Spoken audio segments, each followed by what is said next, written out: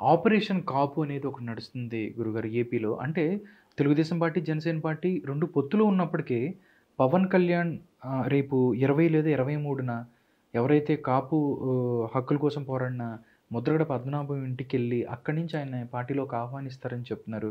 దానికి సంబంధించి ఆయన పాజిటివ్‌గా ఉన్నారని చెప్తున్నారు. ఈరోజు బాలశౌరి గారు ఎవరైతే ఉన్నారో ఆయన జనసేనలో జాయిన్ అవుతున్నారు. అంటే ఏంటి సార్? అంటే ఒకవేళ రేపు టీడీపీ, జనసేన పార్టీ అధికారంలోకి వచ్చిన తర్వాత ఈ కాపులందరూ ఏకంగా అయ్యి ఏదన్నా చేసే అవకాశం ఉందా?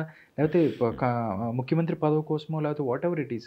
అంటే చంద్రబాబు నాయుడు అంత ఈజీగా వీళ్ళకి ఇస్తారని అంటారని కూడా ఎవరికీ నమ్మకం లేదు. బట్ వీళ్ళందరినీ తీసుకెళ్ళి పవన్ కళ్యాణ్ ఏం చేయాలనుకుంటున్నాడని మీరు అనుకుంటున్నారు? అంటే పవన్ కళ్యాణ్ ఏం చేయబోతున్నాడు అనే దానికంటే కూడా కాపు ఓటు బ్యాంక్ అనేది కీలకమే, గెలుపుకి అవసరమే.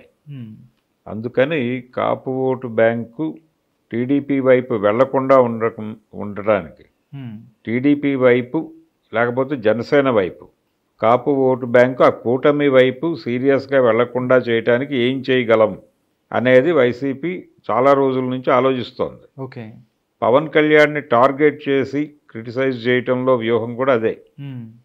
పవన్ కళ్యాణ్ పెళ్లిళ్ళ గురించి వీటి గురించి ఎందుకు మాట్లాడాడు సీఎం గారు? ఊరికనే మాట్లాడాల, ఆయనలో ఆ భయం ఉంది. ఓకే, పవన్ కళ్యాణ్ ద్వారా కాపు ఓటు బ్యాంకు టీడీపీ వైపు టర్న్ అయితే వాటిల్లో పోయే ప్రమాదం ఏమిటి అనే దానిలో ఆయన భయాలు ఆయనకున్నాయి. అందుకని పవన్ కళ్యాణ్ని టార్గెట్ చేసి చంద్రబాబు నాయుడు కన్నా లోకేష్ కన్నా కూడా పవన్ కళ్యాణ్ని ఎక్కువ తిట్టాడు ఆయన. జగన్మోహన్ రెడ్డి గారు ఒక్క సీటు కూడా లేని పవన్ కళ్యాణ్, అసెంబ్లీలో ఒక్క సీటు లేని పవన్ కళ్యాణ్ ఎందుకు టార్గెట్ చేశాడంటే కాపు ఓటు బ్యాంకును సెక్యూర్ చేసుకునే కార్యక్రమంలో భాగంగానే. ఓకే, దాంతోపాటు చంద్రబాబును ముఖ్యమంత్రిని చేయడానికి తహతహలాడుతున్నటువంటి నాయకుడు అనేది కూడా ప్రమోట్ చేశారు. తాను ముఖ్యమంత్రి అవ్వాలనుకుంటే ఓకే, తాను ముఖ్యమంత్రి కావాలనుకోవడం లేదు. అతను చంద్రబాబును ముఖ్యమంత్రిని చేయడానికి తన కులం మొత్తాన్ని తీసుకెళ్లి చంద్రబాబు దగ్గర తాకట్టు పెట్టడానికి అని ప్రచారం చేశారు వీళ్ళు. ఆ ప్రచారం కూడా దేనికి చేశారు? వాంటెడ్గా అంత టార్గెట్ చేసి ఎందుకు చేశారంటే ఓట్ బ్యాంక్ డిస్టర్బ్ అవడానికి. కాపు ఓటర్లలో పవన్ కళ్యాణ్కు ఉన్నటువంటి ఇమేజ్ని బద్దలు కొట్టడానికి ఎంత చేయాలో అంత చేశారు. దానిలో భాగంగానే ముద్రగడని కూడా వినియోగించుకోవాలనుకున్నారు. మొన్న జనవరి 1వ తారీఖున ఆత్మీయ సమావేశం అన్నాడు ఆయన, ముద్రగడ పద్మనాభం. కాబట్టి ఆ ఆత్మీయ సమావేశంలో భాగంగా పవన్ కళ్యాణ్ మీద, చంద్రబాబు మీద ఆయన సీరియస్గా దాడి చేయబోతున్నాడు అని ప్రచారం చేశారు. ఫైనల్గా ఆయన అటువంటి ప్రయోగాలు ఏం చేయలేదు, సైలెంట్గా ఉన్నాడు.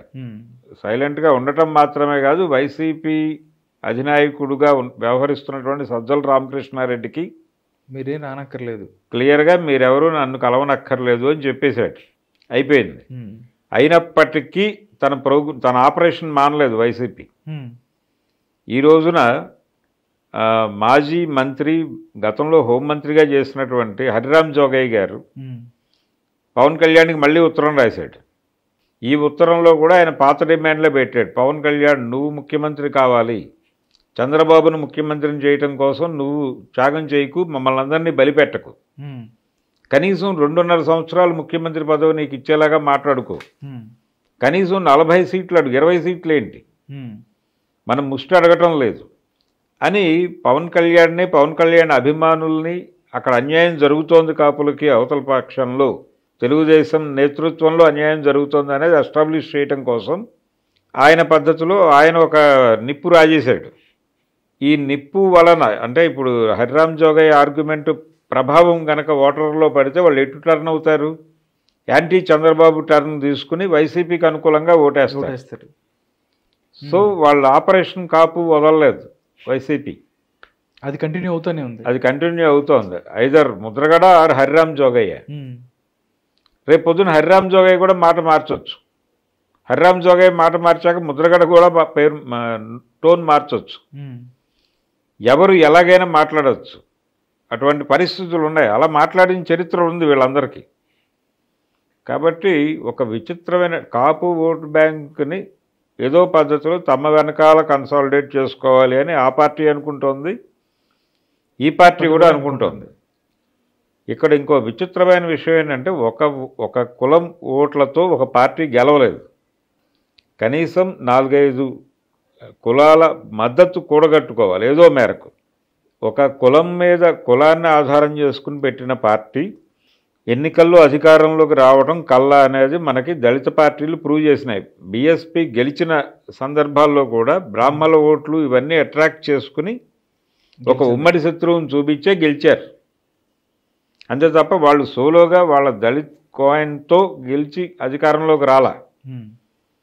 అంతకంటే గొప్ప ఉదాహరణ అక్కర్లా. రామారావు గారు గెలిచింది కూడా కేవలం కమ్మ ఓటు బ్యాంక్తో కాదు, చంద్రబాబు గెలిచింది కూడా కేవలం కమ్మ ఓటు బ్యాంక్తో కాదు. సమాజంలో అన్ని సెక్షన్స్ నుంచి మద్దతు ఉంటే తప్ప గెలవలేరు. గుంటూరు కారంలో కూతురు కులాంతర వివాహం చేసుకుంటే తన కులం వారు మొత్తం వ్యతిరేకంగా ఓటేయటం వల్ల అధికారం పోయింది అనే ఒక అమాయకపు డైలాగ్ ఉంటుంది. అంటే త్రివిక్రమ్ గారికి మినిమం ఎలక్షన్ వ్యవహారాలు, కుల రాజకీయాలు వీటికి సంబంధించి కనీసపు స్పృహ కూడా లేదు. ఆయన కనీసం స్టడీ చేయలేదు అనేది అర్థమవుతుంది.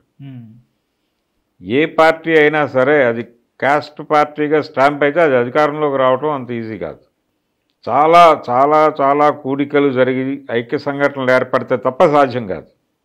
ఏ నాయకుడైనా కుల నాయకుడిగా కంటే కూడా అందరి నాయకుడిగా ఎదగడానికి ట్రై చేస్తాడు. ఈ స్టాంప్ పడకుండా ఉండటానికి చాలా ట్రై చేస్తారు ప్రతి ఒక్కడు. అలాగే అవతల వాళ్ళు ఇక్కడ కుల రాజకీయం మాత్రమే జరుగుతోంది అనే దాన్ని ఎక్స్పోజ్ చేయడానికి సాధ్యమైన మేరకు ప్రయత్నం చేస్తారు. ఈ ఘర్షణ జరుగుతుంది. అందుకని ఒక సింగిల్ కులం మీద ఏది డిసైడ్ కాదు. ఓకే. అందుకని ఇప్పుడు వైసీపీకి కాపుల మద్దతు అవసరం. Okay sir. వాళ్ళ ఎలక్షనీరింగ్లో భాగంగా వాళ్ళు టార్గెట్ చేసినటువంటి ఓట్ బ్యాంక్స్లో కాపు ఓటు బ్యాంక్ కూడా ఒక కీలకమైన పాత్ర పోషిస్తోంది సార్. ఆ సామాజిక వర్గానికి ఉన్నటువంటి ఓట్ల సంఖ్య రీత్యా వాళ్ళని అట్రాక్ట్ చేయటం అనేది చాలా అవసరం. ఇప్పుడు అది సాలిడ్గా టీడీపీ వైపు వెళ్ళిపోతాయి త్రూ పవన్ కళ్యాణ్. ఇబ్బంది అవుతుంది అనే భయం వీళ్ళలో ఉంది, ఉండబట్టే ఇంత హడావిడి చేస్తున్నారు. అది క్లియర్. ఇప్పుడు వీళ్ళు క్లియర్గా ఏ మేరకు నిలబడతారంటే నోటిఫికేషన్ వచ్చే వరకు ఈ గందరగోళం నడుస్తుంది.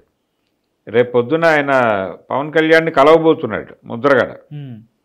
ఆ మీటింగ్లో హరిరామ జోగయ్య టాపిక్ కూడా వస్తుంది తప్పకుండా.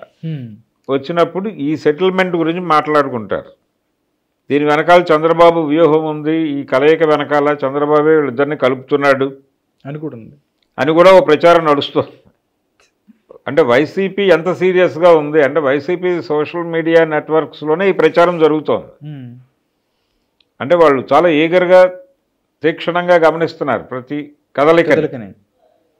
అంటే కాపు ఓటు బ్యాంకుని ఎట్టి పరిస్థితుల్లోనూ సాలిడ్గా టీడీపీ వైపు వెళ్లకుండా ఏం చేయాలో అదంతా చేసేస్తున్నారు వాళ్ళు. అందుకని కాపు ఓటు బ్యాంక్ అనేది చాలా కీలకంగా మారింది ఇప్పుడు ఏపీ రాజకీయాలు. దాని చుట్టూ తిరుగుతోంది. అందుకని పవన్ కళ్యాణ్ కూడా అనుకోని ప్రాధాన్యత లభించింది ఇప్పుడు రాజకీయాలు. ఈ ప్రాధాన్యతలో భాగంగా రేపొద్దున ఆయన సీరియస్గా హరిరామ్ జోగయ్య అన్నట్టు 2.5 ఏళ్ళు ముఖ్యమంత్రి పవన్ కళ్యాణ్ అని ప్రకటించే పరిస్థితికి కూడా వెళ్ళిపోతాడు చంద్రబాబు. ఓకే. వెళ్ళిపోయిన ఆశ్చర్యం లేదు.